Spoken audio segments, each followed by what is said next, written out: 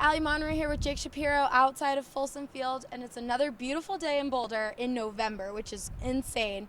But Jake, what are a few things you are expecting from the Buffs against Washington State? Well, first I want to comment on the weather. I am wearing flip-flops currently. Which is you crazy. can see that. I am definitely not expecting to do that Saturday. It's supposed to get a little colder this weekend, which will be a nice change of pace for Colorado and perhaps a good omen because Washington State has a great passing offense, one of the best passing offenses in the country. And we all know it's not easy to catch a football with cold hands.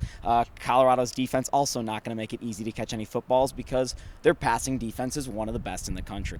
After Colorado's performance last week against Arizona, what are you expecting the offense to really execute?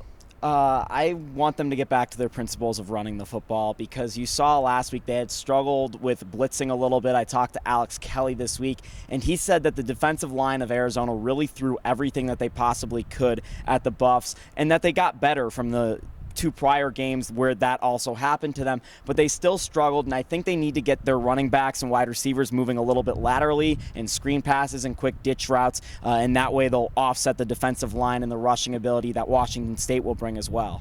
What were your thoughts on Sefo Lufau's performance last week? I thought Sefo was okay. I thought he was a little bit better than he had been in the past few weeks. I attribute that to the offensive line stepping up a little bit and his receivers being able to win one-on-one matchups. But I think what he does this week will say what he does the rest of this season. Washington State's maybe the best opponents Colorado's faced all year, and what he does this week will say what he's going to do against Utah and in the Pac-12 title game. So I'm expecting Sefo Lufau to really have a statement game here at Folsom Field on Saturday. Who are a few players you're expecting to really step up against Washington State? Well, it's always Phil Lindsay with me, isn't it? But it is. I want Jimmy Gilbert to get back in there. Colorado's going to need to pressure the Washington State passing game. Falk is an amazingly tremendous quarterback. I think they're second in the nation in yards per game through the air. They need to find a way to pressure Luke Falk. I look to Addison Gillum to maybe step back after having a really quiet week last week and try and get in there through the middle because when he's going, he's almost impossible to stop rushing through the middle. I agree. Some players I expect to step up. Wide receivers, again, they did a great job against Arizona, and I'm really expecting them to try and pressure Washington State's defense and just get there and make plays. Score predictions for this week? Score predictions. Oof. I mean, the spread, I don't know if you saw this, Allie, but last year, Colorado opened as a 15-point underdog against Washington State. This year, right now, they're a 4-point favorite.